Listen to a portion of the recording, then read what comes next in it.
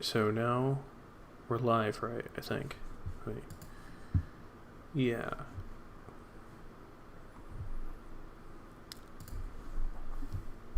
Yeah. Just a. Oh wait, shit! I forgot something. There, that should be better. I forgot to unmute you. All right. uh, Thank you. I just. All right, so we are. We are Yes. here to. Yes. What we are going to be talking about today is, Everything other than platinum. well, not everything. That would take a long time. But today's topic isn't directly or is indirectly related to platonism. Yeah. Specifically, we are going to be talking about two traditions, philosophical, religious, that we both personally have a good deal of interest in and influence us a lot in two different directions about in relation to Platonism, that is. I, of course, am going to be taking up Confucianism, a very important philosophy from East Asia, and unsurprisingly, Hermes is going to be taking up Hermeticism. As the name would suggest. Yes, it's the greatest shock, perhaps, ever. It's I don't think anyone can. No one saw that one coming. Yeah. Well, why don't you open with Confucianism and let's get right into this, because I don't know a great deal about Confucianism. Yeah, Confucianism is, I think it's fairly misunderstood by a lot of Westerners, generally. Because people see it as just like, obey the rules, the philosophy, when it's it's more than that, I feel. It's about not merely obeying the rules, but also cultivating the virtue within yourself. Because while Platonism and Plato were very big about talking about what is virtue and what makes a thing virtuous, Plato rarely touches upon how to achieve a societal virtue outside of the Republic, and that's purely a thought experiment, not really practical.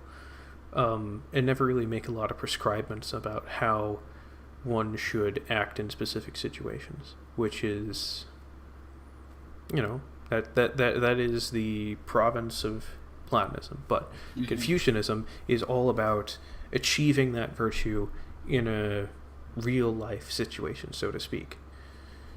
So instead of talking,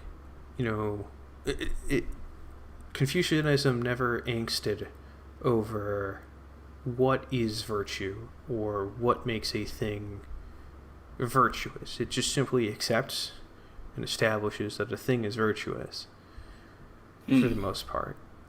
And it goes on from there on how to achieve these things. Now, from what I understand, Confucianism is largely a system of interdependent relational obligations to each other. Would you say that's pretty accurate? Yes, it's all about, not like Confucianism. Again, one of the misconceptions is that it's all about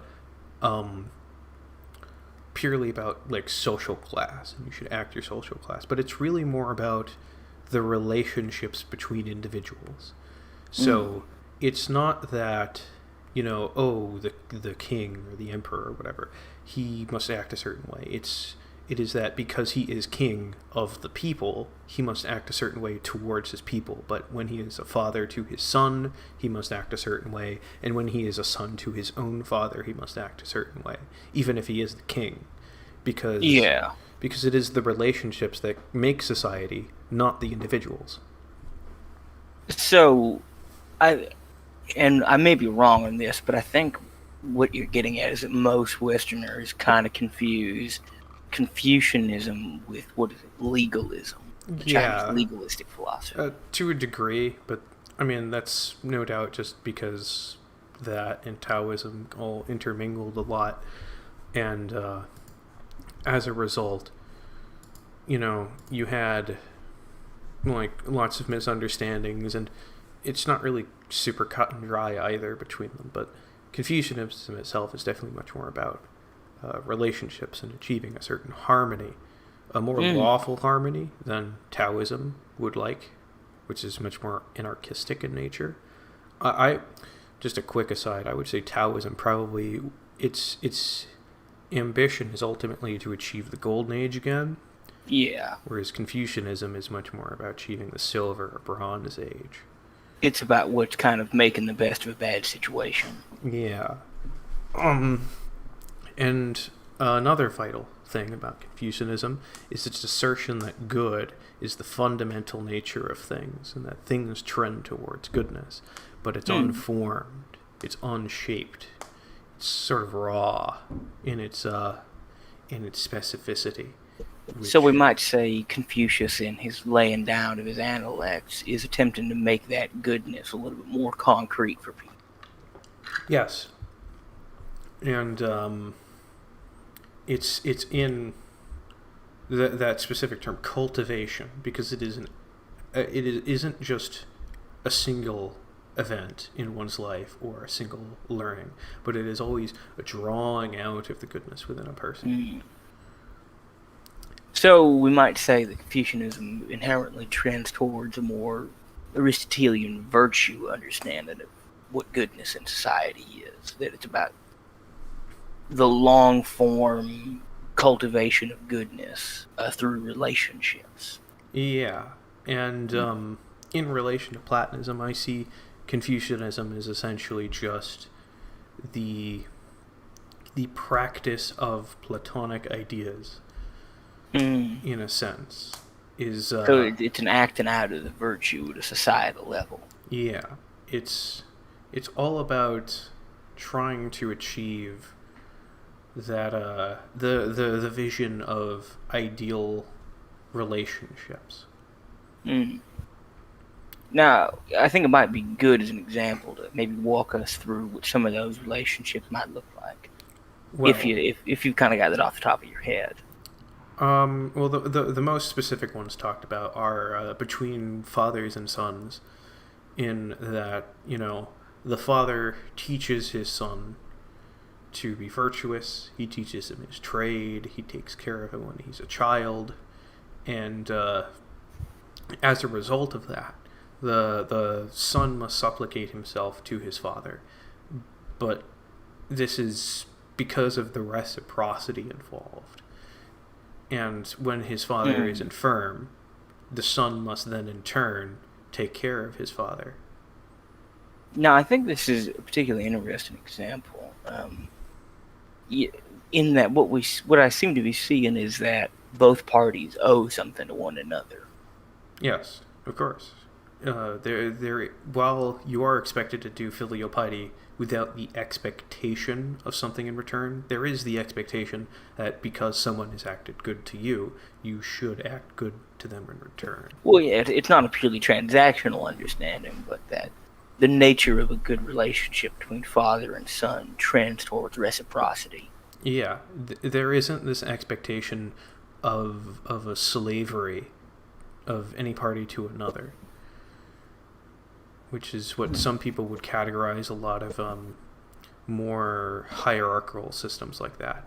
Yeah, and I think that's often a pretty historically inaccurate understanding of how most societies formulate hierarchical relationships. To some level, almost every society seems to believe in some amount of reciprocity between the higher and the lower castes. Now, yes, it's just as much a responsibility for the sovereign to look after his people as his people to obey their sovereign. But, let's say the sovereign starts doing bad things and he's not fulfilling his duty, then it's the people's duty to either inform him correctly or remove him. And this is, I imagine, where we get some of the mandate of heaven ideas. Yeah, it's and Confucianism is definitely very influenced by such concepts due to its circumstance of being during the spring and autumn period, in which China was a completely divided nation between warring warlords. Now, that might be good to bring up the historicity of this. So, Oh, um, yeah. so, so how much of Confucianism, goes to directly Confucius? Confucius, I don't believe he really wrote much or anything off the top of my head. It was mostly by his students. But there is, like, Confucius was definitely very much a real person. Yeah. It's kind of not really up to debate because He's one. Yeah. he was just a very specific, well-recorded person, an impoverished scholar aristocrat from northern China who went around to various warlords trying to see if any of them would take up his ideology, so to speak. And did any of them? I think I don't remember off the top of my head. I can quickly look that up, but but Confucius definitely lays at least bedrock of Confucianism as an idea. yes, it's definitely like a specific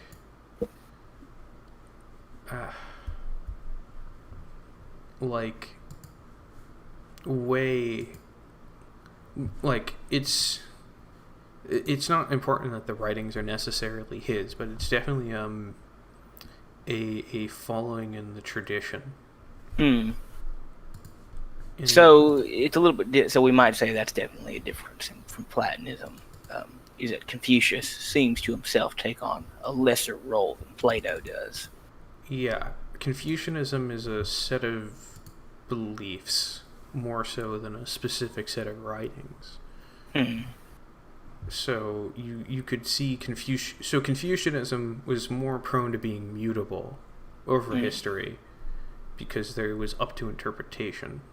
Yeah, it was subject to the various writers throughout the ages. Yeah. And how much play did Confucianism get in Chinese society? Because we know historically Platonism doesn't get very much play. Well, Confucianism was eventually adopted by China at large. I mean, it's the origin of the whole imperial exam system of moving from a more feudal system to something more bureaucratic and meritocratic.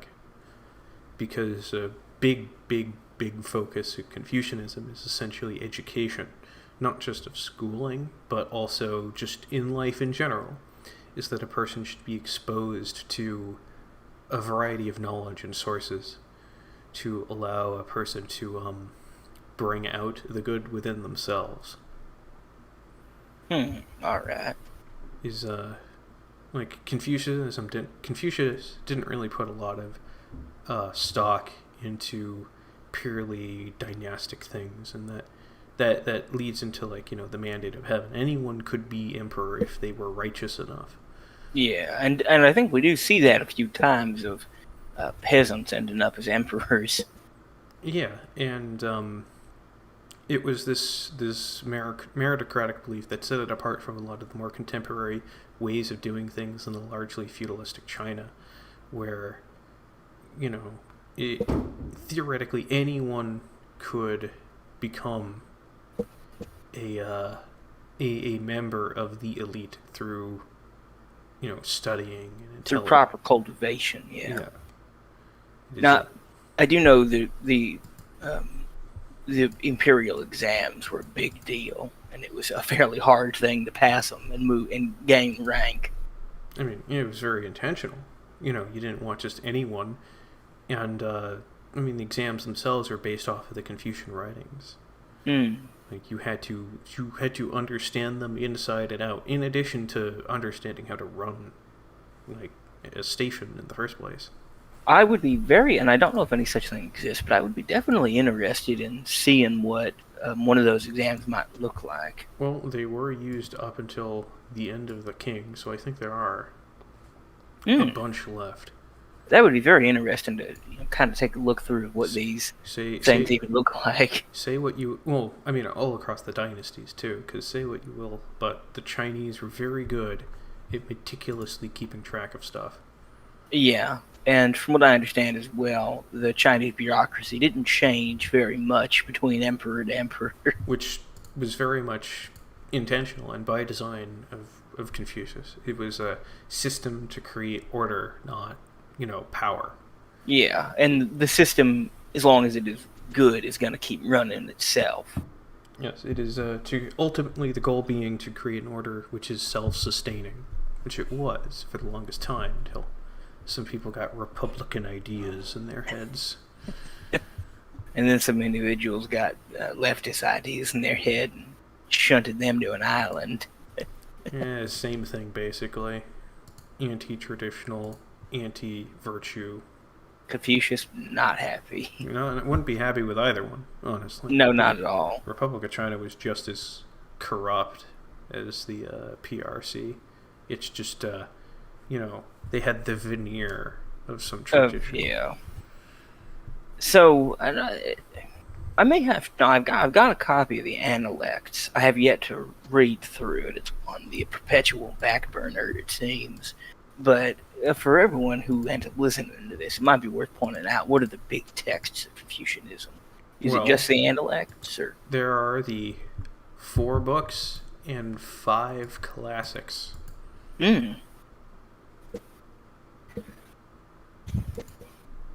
And I mean, these aren't all just ascribed to Confucius. These are prescribed to various writers throughout history. The 5 classics are said to have been written by Confucius. All right. Yes, that's what I remember.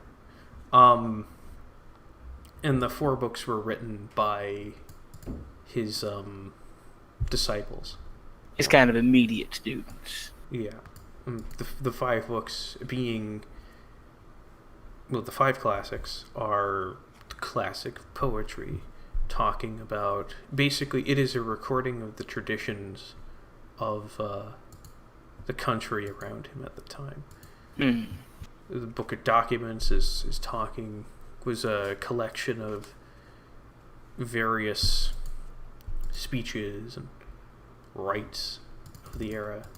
The Book of Rites was specifically about the court culture. But the most important one, I think, is the Spring and Autumn Annals, which is a historical record of the state he lived in, which is Lu. And it talks about, just the circumstances that had come to create the warring states. Yeah, and so Confucianism is ultimately a reaction, in some ways, to the instability of the Warring States period. Yeah, it's because there was no system in place to keep things together aside from the the feudal. Yeah, vague feudal systems. Vague feudal contracts, and that didn't really keep up. Now, the Warring States period, is this the Romance of the Five Kingdoms, or Three Kingdoms period? It was much later. Okay. That was like 700 years later. Oh, all right then. Very far off. Now, my big question is, did Confucius himself ever reach deific status? I think some people at least give offering to him, but I don't think anyone has ever... He definitely himself did not claim any deific status. So he kind of holds a position of revered ancestor. Yeah. Perhaps a equivalent, maybe like a Platonic... like a philosophical soul. Yeah. Not worshipped, but definitely honored. Definitely someone that would have been looked up to in his society. Well, is there anything else then you'd like to specifically hit? I think we've hit the history of this thing. No. I mean, Specific. don't I want mean, this. anything you might. Don't want this to be the Confucian hour. All right. Then I'll get into my topic then. So I come bearing the words of Hermes Mercurius Trismegistus himself. So I always like to begin by pointing out to people where you might find these ideas. And the big text for Hermeticism is really a collection of documents called the Corpus Hermetica. Now, I get mine from a website called the Ouroboros Press, and you can pick up a good translation of Corpus Hermetica there. And the Corpus Hermetica is a relatively short document. I mean, depending on how much reading you do, but my Corpus Hermetica is about 300 and some pages. So it's not a massive document. And I believe these are the only writings directly related to the figure of Hermes Trismegistus. The ambiguously historical. Yeah, we are not entirely certain if this man was real or not. He might have been. We're not entirely certain. Sort of like Orpheus. Yeah, it's someone who might have been alive. It might have been a collection of figures who gets attributed to this. It might have been, a later invention. We're not entirely certain. I'm fond, personally, of the more romantic notion that Hermes himself was a figure. Or was at least a man, or perhaps Hermes the deity who decided to impart certain knowledges. We see that would be very direct, which means it's probably true. That's probably the case, more likely. And there's something to that. The Egyptians will end up thinking, because Hermes Trismegistus famously lives in Egypt, though he is not Egyptian. It's never mentioned where exactly he came from to get to Egypt, but we might. He could have been one of the Naucratans that the Egyptians settled there. I think the mythic version of the Hermes Trismegistus goes that the bit in the fight with Typhon where Zeus has his tendons stolen from him, and all the gods flee to Egypt and turn into animals. The traditional myth is that's, or at least the myth of Hermes as being the deity, is that that's what happened. But as far as if he might have been a man, it might have been the Naucratans, or it. I believe the Greeks claim him to be a Greek who settled there, and the Phoenicians claim he's a Phoenician who settled there, and everyone on the face of the earth seems to want to claim this fella. Well, I mean, who wouldn't want to claim an important philosopher? Well, of course. It would not be unreasonable, though, for a Phoenician, considering how closely tied they were to both Egypt and the Hellenic world. Yeah. He might have come from any Mediterranean society that known of a boat. We're not entirely certain. It's very, very ambiguous. We're not even really certain about. We think he, as far as the Christians are concerned, at least he might have lived around the time of Pharaoh Ramesses II, because Christians claim that Hermes Trismegistus is the teacher of Moses. Well, that's just very typical Christianizing stuff. They just try to claim everything. But that's about, I think, as close as we have to an idea of when this fellow might have walked the earth, is the time of Ramesses II. If I believe that's the correct pharaoh. Yeah, which would put it firmly into the Bronze Age, I believe. Which would be about right for him. Yeah, but I don't think Naucratis was established by then, so. And this collection of texts is kind of in contrast to Confucianism. This is part of why we set it up like this. Is a very mystic text. There's a whole lot of things inside of this which are immediately paradoxical to me. For the intention of you thinking about it, it's not, a failure of the internal philosophy, but something that is kind of meant to make you think. And most of the text is a series of conversations between Hermes Trismegistus and either his son or some student, or he's given a sermon of some kind. And he usually kind of talks in these aphorisms that are kind of meant to be read over one at a time.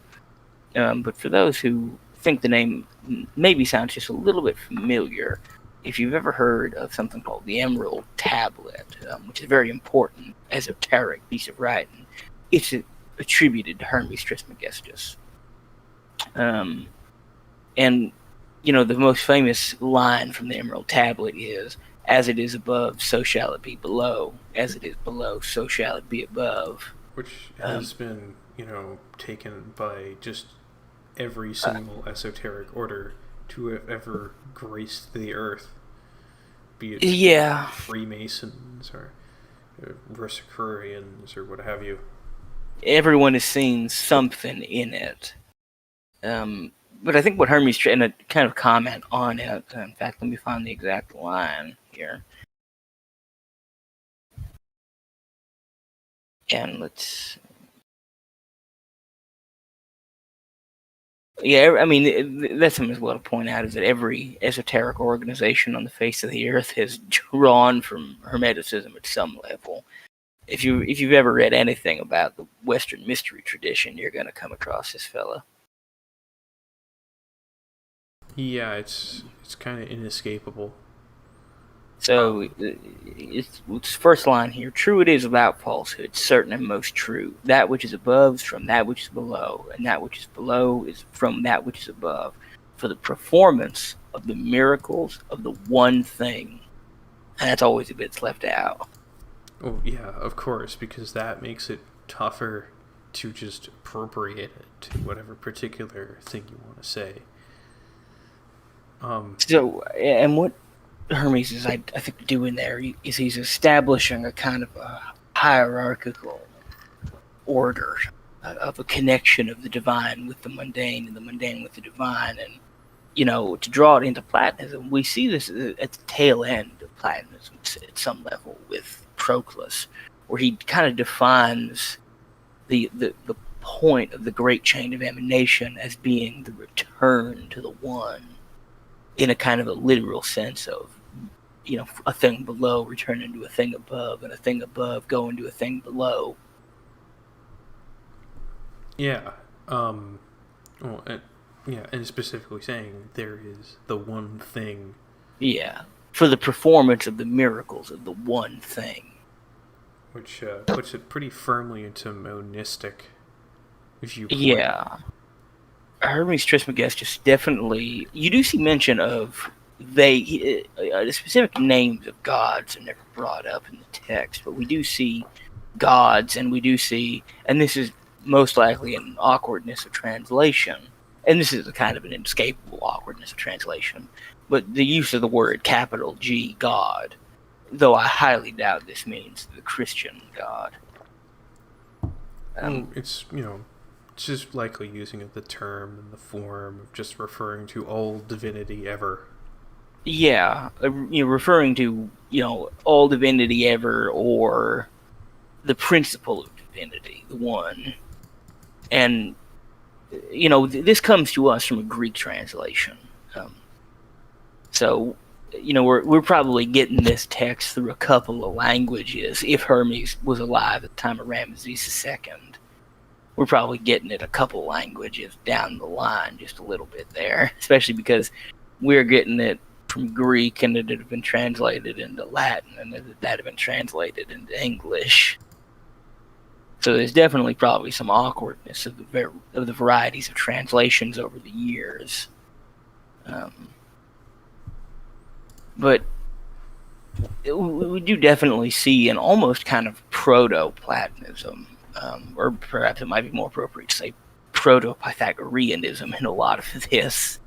Yeah, I mean Pythagoreanism being essentially just the proto-Platonism.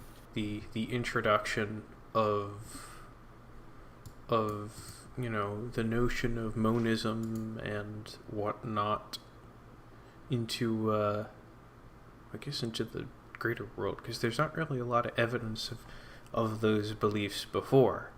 Yeah, not explicitly said. Yeah, there doesn't seem to be a great deal of explicit monism, at least outside of this text and the various Pythagorean writings.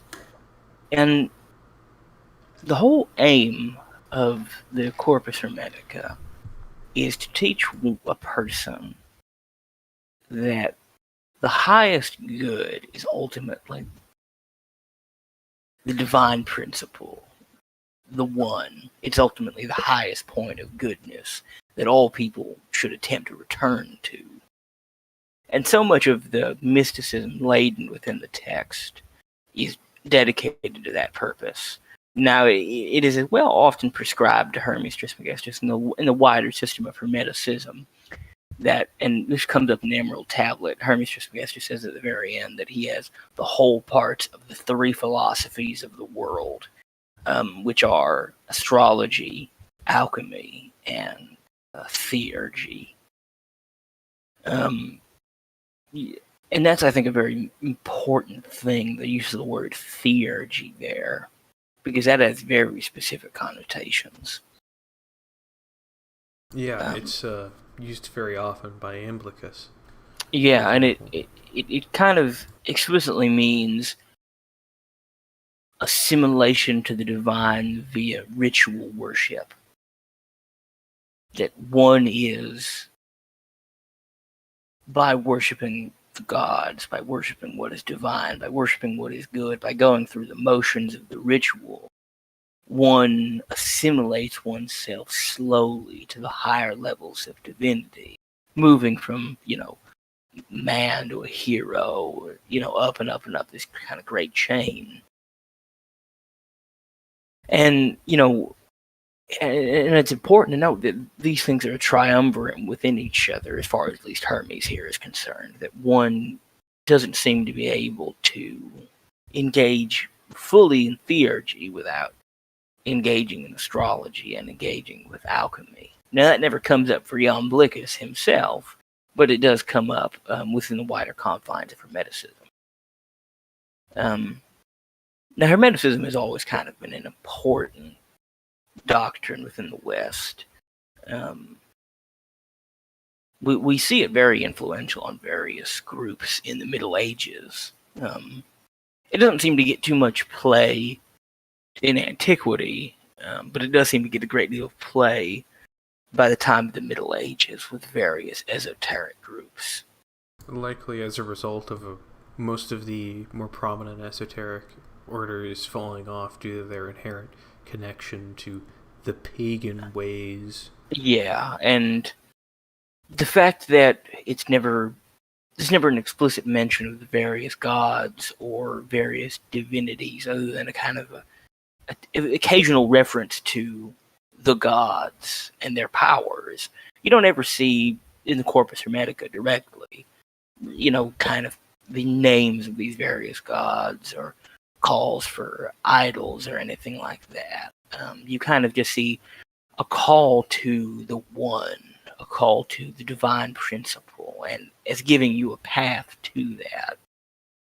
And coupled with the fact that things like alchemy and astrology alchemy and astrology especially, never really lost favor in Europe. And the idea that it did is pretty ahistoric. The history of kind of Western Europe is one where they're kind of constantly trying to make these mystic ideas work for them. And to some extent, I think they ultimately see things like Hermeticism as one of the ways to it. And even in the Renaissance, we see that Marcellius Ficino, one of the humanist Christian Platonists of the Renaissance, famously stopped translating Plato to go translate the Corpus Hermetica. Because he thought it was that important of a text. Yeah, I mean, that is certainly interesting. But let's talk about in relation... Well, I mean, I guess we did talk about in relation to Platonism a little, but, yeah. Let's bring it all the way around. I think that might be a good point. To Confucianism. Which seemingly is the exact opposite. Perhaps not intentionally, as we kind of talked about in the pre-show. The ultimate aim of Hermes Trismegistus is something very, very different from, I think, Confucius. Is that he's writing for a specific kind of person. This, I don't think, is really meant for everybody. This is meant for the handful of individuals who are going to be mystics in a given society. And it really doesn't, at no point do we even see questions really of what a good society looks like, we see mentions here and there of what things virtuous men ought to do and engaging with virtue in that regard, but we don't see it in the kind of the low sense that, and I don't mean low in a kind of negation. I mean low in the sense that Confucius is kind of fundamentally, it seems, dealing with the absolute mundane for the purpose of cultivating goodness in people via a good society, whereas Hermes Trismegistus in the Corpus Hermetica is really writing for the handful of individuals who are going to find something important with these works, and who are going to come to virtue, or come to greater virtue by mystic means. And the way we might say all of these relate to Platonism, if Platonism is in some ways a kind of a focal midpoint between these two extreme of ideas, that the Platonists are always kind of concerned not only with the mystic, with the super, and the mystic and the super, I don't say necessarily supernatural, but the metaphysical, the things beyond the mundane, and as well as evidenced by dialogues like the Republic and Laws, evidence that Plato and the Platonists are deeply concerned with the state of the world we live in as much as they are concerned with things beyond the state of the world. An attempt to draw down and draw up the world to the divine and the divine to the world via their methods. Whew. It was certainly long. I hope I've made my point, though. Yeah. So, any specific thoughts or questions, then, Scald? Thoughts and questions. Well, I would say that, I mean, let's just bring it back to Platonism, I suppose, and it's just like people often talk about, like as we mentioned, when we're doing a little, planning, is people often talk about Platonism like it's this monolith, completely devoid of the ability to work with other things, or that it's necessarily wants to snuff out every other tradition to have ever existed, and that sort of stuff. Yeah, and that's pretty inaccurate. It's not just inaccurate, but the reason for this is just to talk about how you're never going to find a pure Platonist. Well, there might be pure Platonists. His name was Plato. Well, actually, no, not even he him. wasn't. He was a Pythagorean. I thought he was a Heraclitean. He went to Magna Graecia and saw the Pythagoreans and took a lot of influence from them, but he said they were a little weird. So I don't blame him. But I think, I think he was a Parmenidean. That's very controversial position. Parmenides is the only dialogue in which Socrates loses. So that's always been my thought on the subject. That's something we might want to explore. I think Proclus actually wrote a commentary on the Parmenides dialogue too. But yeah, I think that's the important thing to point out, though, is that Platonism as an idea, Platonism isn't an orthodoxy. Platonism is a way of thinking. It's historically been a conflux of many different modes of thought across the ages and geography. It's definitely less so an ideology and more so a system of investigation with certain pre-built assumptions inside of it. Yeah, I mean, you see influence from the Pythagoreans, and I mean both Parmenidean and Heraclitean, which are you'd think that those are completely at odds with one another, asserting literally the opposite. And from mysteries like Orphism. And yet they all kind of get drawn into Platonism and work with internally systems of Platonism. I very much see, especially by the time of Proclus, Platonism as having absorbed most of the various best bits of philosophy from these kind of other schools of philosophy that, for whatever reason or another, just never took off. Well, I mean, it was likely because that they were much more orthodox, for lack of a better Yeah, term.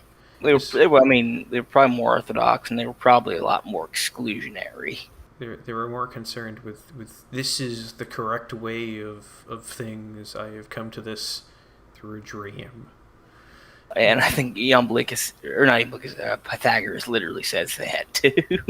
Came to me. Well, Pythagoras also came to it because he's like the son of Apollo. So and Very true. He was foretold by the Pitha. And everything he ever said was through pure logic alone. Well, the pure logic was the proof. It came to him in a dream. Then he renders it in a purely logical format. Yeah, I guess it doesn't really matter the source so long as it's right. Yeah. Now I think since we brought up the kind of the fundamentally flexible nature of Platonism.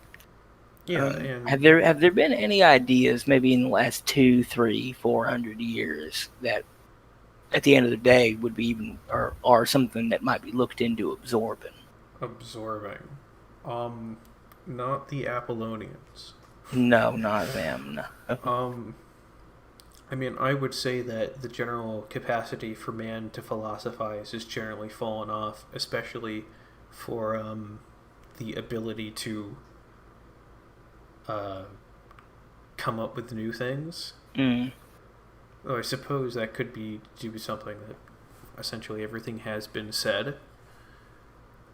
To some extent, perhaps, yes. Maybe to some degree existentialism could be absorbed, but it's not really a philosophy of the metaphysics or the physic, but more of a way it's of like seeing things. Yeah, it's like absorbing Stoicism. Yeah. Well, I mean, existentialism is just Stoicism too. Yeah, it's Stoicism, but German this time. Or French. Or French. Vaguely West Central European. But yeah, I don't really think that there's been a lot of development, so to speak. Though I suppose that technically the way we do things is technically new by virtue of the fact that there are combinations that weren't seen historically. Confucianism was just not understood outside of the Chinese cultural sphere. And that was by large part due to you really couldn't get those ideas out of there. Yeah. It's like I suppose that's probably the closest thing is just Platonists examining new, like, older texts in different ways. In texts that ancient Platonists themselves couldn't have maybe gotten their hands on as well. Like just like there's the bonus. A lot of Amerindian prophecies and whatnot bear striking resemblance to a lot of the same conclusions, but it's through a slightly different lens, and it does bear interest in looking at. So then you'd also be willing to say that nothing spawned out of, say, the Enlightenment is really worth absorbing. No. I would say, I mean, if I'm being honest, anything after the 12th century is probably garbage. Just because it's just kind of in a general downward slope in people being less interested in discovering new information or reinterpreting or understanding older texts and just trying to more justify their position. Yeah. Less philosophy is a way to truth, and more philosophy is an explanation. Yeah, like, I mean, essentially all Christian Platonism historically has just been an attempt to, say, justify some of the more difficult ideas of Christianity that it adopted early on, but didn't really necessarily justify much, like the Trinity, which doesn't make sense under the Judaic lens, especially because it wasn't mentioned. But that's neither here nor there. Well, I think then we've hit a very interesting point of what maybe Platonists ought to do a little bit more of is explore various texts outside of the immediate ancient Hellenic sphere. Broaden your horizons. It literally can't hurt. Worst case scenario, you read something that's bunkum, and now you've got a greater understanding of why what you believe is right. Yeah, I mean, that is why even when we are forced to encounter somebody with a just absolutely insane wrong way of seeing the world, I don't really get worked up over it, because ultimately you're just fortified. Yeah, it is not only fortified, but it's forced us to think of, why is this wrong? I know it's wrong. I know why saying some bullshit about overthrowing the gods is wrong. But then you think about it. Well, for one, you cannot be done. You cannot overthrow the fundamental nature of the world, but also you shouldn't, even if you could, because the gods being perfect and good and perfectly good, you simply should not, and you being neither of those things shouldn't do that. And it is the desire to supplant that which is perfect and that which is good with yourself is an indication of just a demented worldview. A very poor worldview, yes. And normally, if we were simply read Platonic texts and talked about Platonism all the time, you'd never encounter that sort of stuff. And you never... This is something that ancient philosophers would have dealt with pretty regularly, is arguments with other philosophers. Most philosophy is just absolute bullshit. So they would be encountering just as much nonsense as we do now, in all likelihood. Yeah, I mean, who knows how many ancient ideas that were just nonsensical don't make it down to us by the grace of history. I can only imagine how awful it must have been to be in Athens during that time. Oh, yeah, it had to have been something. That said, I still think it'd be rather interesting to see the kind of various texts hidden away in the Library of Alexandria, or the Library of Pergamum, or the Library of Rome. Or the Vatican Library that they don't let anyone in. They won't. They say, yeah, I'd much like to see what they've got hidden away in that thing. We must raise an army to take the Vatican. But I do think we've come to a rather interesting conclusion, to some extent, in this talk, that those who engage with the Platonic tradition should be well aware that part of engaging with the Platonic tradition is fortifying your understanding of Platonism. And one does this in some ways by reading various good texts which have truth within them that one might come to understand and take with them, even if it's only a small parcel of truth, and by arguing against what is wrong. I think all too often there's a little bit too much of a desire within our circles to kind of wall ourselves off and not engage with the various nonsensical traditions around us, and I understand this kind of worry, or to read things outside of the writings of the various great philosophers.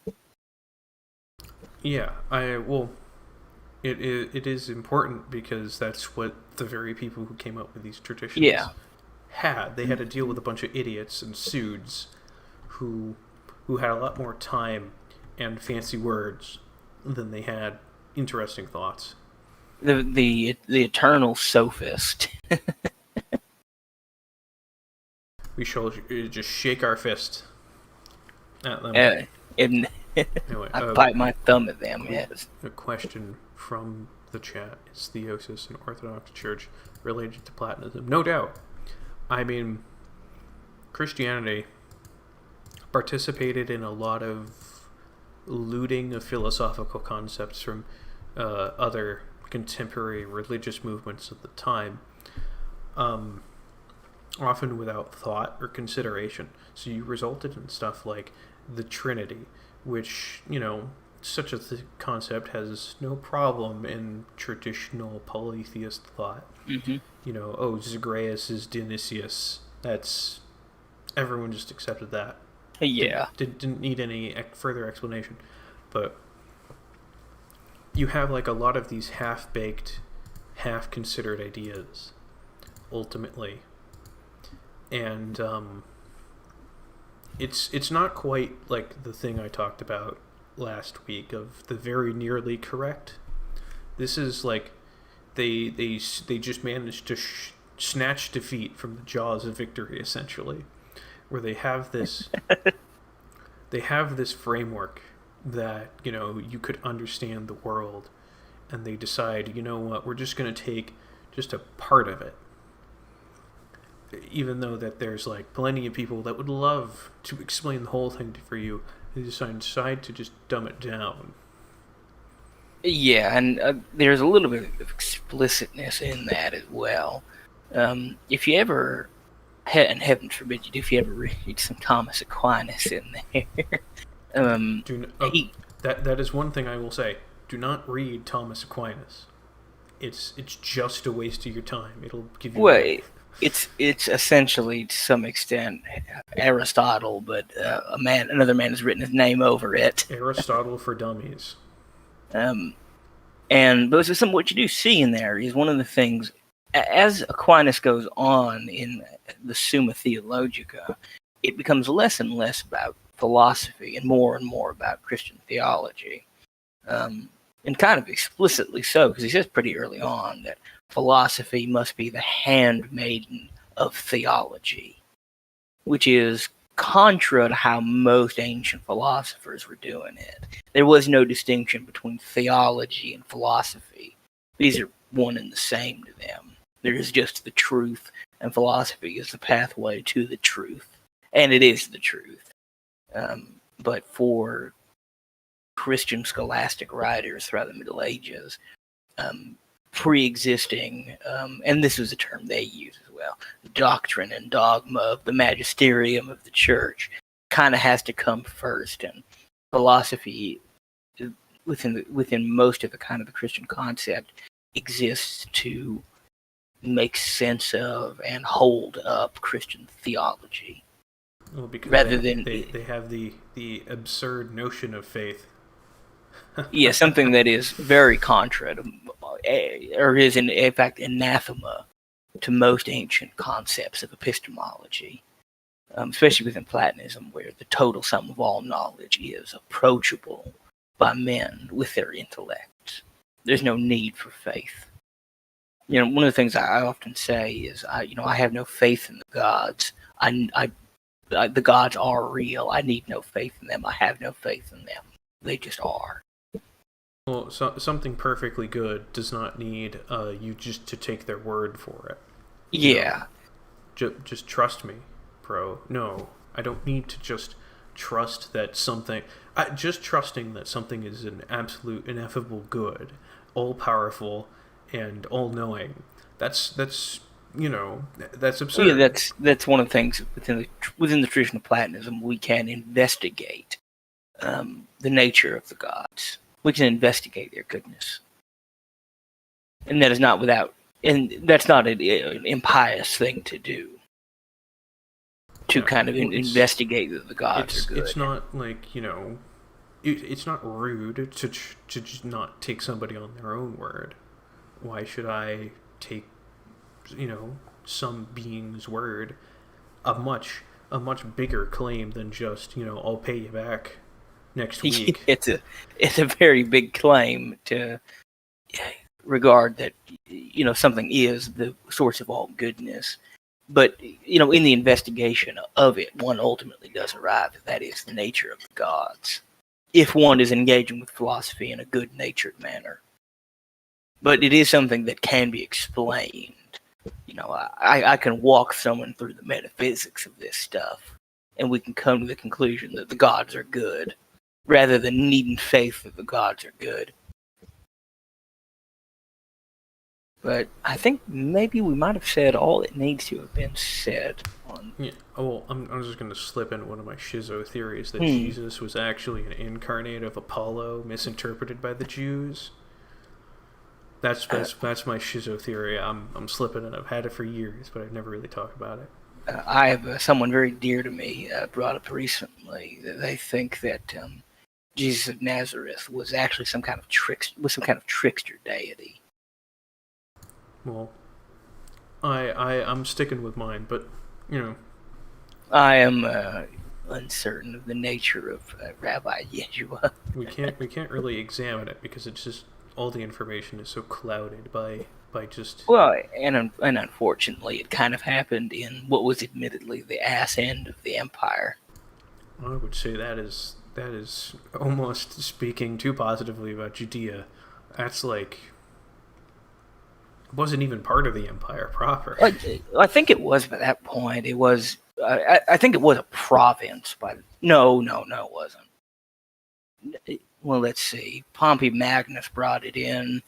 Jesus had died in the time of Emperor Tiberius, I think. I think it might have been a province at that point, but it was a province no one exactly wanted to be in. It was kind of just there, if I remember, so that the Romans could station an army out there to keep an eye on the Persians. Also the Egyptians, the eternally revolting Egyptians. They also rioted a lot as well. Yeah. But that's part of the problem of the historicity of this thing is, the whole events of the Bible are kind of outside of the domain that anybody outside of Judea wouldn't have really cared much to write about or concern themselves with. I mean, Pontius Pilate was an unquestionably real figure. He seems to have, after the events of the Bible, had nothing to say about the matter. And yet, the book, it says that, he was so shaken up by it, or whatever. You'd think that would be remarkable. And you'd think he'd have written back to the emperor something. Hey, there's this dude that came back to life. Yeah, Emperor Tiberius, a notably paranoid emperor, might have wanted to hear about that. But there's this dude that can bring people back to life. I'd want that in my court, just in case. But it's I think in fact not too long after the official death of Jesus, Pontius Pilate has a temple to Emperor Tiberius built. I think overall, the events of the Bible, and this is sort of the problem as well with confirming any of it outside of the Bible itself, is Romans and Greeks and Egyptians and Phoenicians seem to, at the time of its happening, not be too overly concerned with it. Yeah. And, this is from like a very famously cosmopolitan period in which, hell, even some Greeks and Romans and whatnot would observe, the going-ons and Jewish temples around the empire because it was just interesting to them. Yeah, these people claim to only have one God. How strange. Listen, there was, even before Christianity became widespread, there was a phenomena of people called God-fearers who were basically pseudo-Jews who thought, this is very interesting. I'm gonna look at this. Yeah. Oh, I know that the Romans always kind of had an interest in the kind of oddities of the Jewish religion. Famously at the sacking of the temple, Pompey Magnus goes in to poke his head around a bit to see what's going on in that temple there. A very weird religion, but still interesting. And I think there's definitely, I think there could be something to learn from it nonetheless. I think I'm quite as much as I do give my Christian friends some guff, but I think there's something amenable to some aspects of the Catholic Church as an organization. I'm quite amenable to some of the things that they've done. Essentially a successor to the Roman system, but just a Yeah, little bit more organized and hierarchical. yeah, and that's, I mean, the Pope still lays claim to the title of Pontifex Maximus, um, which I imagine the various pontifexes throughout history have to be a little annoyed at. Oh, you're the maximum pope, or maximum pontiff. Okay, Really, you. I didn't vote for you. But yeah, as much as kind of guff as I do give Christians sometimes, You should not make this the Christian skepticism hour. No, That's just rude. You know. Yeah. This is not. This is not us trying to inculcate our specific religious beliefs on other people. We're talking about Platonism. We just so happen to also both be polytheists. Yeah. I guess monists more accurately. Well, I trend towards. Well, I think you can't really escape the idea of monistic polytheism. None of the terms work because pagan is a slur. Yeah, pagan. Polytheist is just a term that people use as cope. Yeah, I enjoy the term pagan purely because I, in fact, am a country bumpkin. I am a dirty urbanite, so I'm from a town of less than 1,000 people, so I'm quite well within the paradigm of that country bumpkin over there and his backwards beliefs. I personally just use the term Platonist to describe myself. I like to use God believer. I believe in the gods. I believe in good. And that is it's also funny because it asserts that other people aren't. Yeah, they're atheists. It's like how the Druze call themselves Muwallahideen, which is the monotheists, which I just think is hilarious because they're absolutely not. Yes, they're the monotheists. Everyone else, sorry. Oh yes, the people that worship Pythagoras and Plato, they're the monotheists. There has to be like an ironic name somebody thought was funny like 1,000 years ago. It was like I'm sure it was them attempting in some ways to hide their the nature of their faith from the various Muslim conquerors. No, we're the monotheists. Yeah. I really wish we could get like a Druze or something on the show to talk about. Yeah, unfortunately, Druze. There's not many of them. Well, aren't they? They also hate talking about their beliefs because they're notoriously tight-lipped. But they're just fascinating. If they would have me, I would have been a Druze, but they won't. And unfortunately, they had a limited window of joining. I'm about 1,000 years too late. Yeah, we're all a bit too late to join that one. Yeah, but if anyone knows any Druze willing to talk, we would. Yeah, that would definitely be interesting. Absolutely love to have them on. I would like to make like a recurring thing about where people talk about their. Yeah, I would definitely be interested. In fact, anyone who's of an interesting religious or philosophic tradition, feel free to DM either Scald or I. I've got open DMs, I think. And just kind of make a claim for why yours is interesting. Not even necessarily right, and this isn't like a debate. Yeah, this is just an investigation. We want to talk about it. Yeah, I'm just interested in it. Like debate's worthless. No one is going to get convinced by debate, but I mean, if you're a Taoist or a Confucianist, or if you happen to be one of the few Druze or Zoroastrians still rocking around in the world, feel free to kind of make yourself known. If you're like a member of some weird native faith, but you feel like the Platonism, it's got like some similarities to it. Yeah, we're definitely always taking in invested individuals. Even Christians. Because there's tons of different viewpoints of Christianity and how it is. I'd like to talk to a Copt sometime. Oh yeah, that's got they've. Well, I mean, monophysitism is definitely, you can really feel like the Hellenistic Egyptian influence because it's less of the I like the minor distinction. I think we talked about it last time. You know, Yeah, I think we did. the seemingly minor distinction, but I think it is ultimately of that Helleno-Kemetic influence. Yeah. But with that, I think that might be a good closing place then. What do Yeah, you think? so it's just an open invitation to anyone.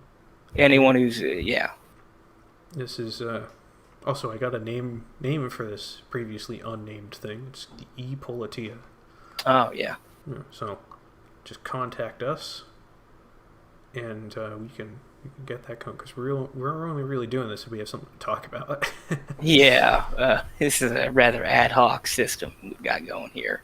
We talk for an hour and some change about something. And yeah, just a kind of a pleasant conversation. And that's all we intend for it to be for anyone who wants to come on. Yeah. But I think with that, I think I will bid you adieu, Scald. And I'll see you too, Hermes. See ya.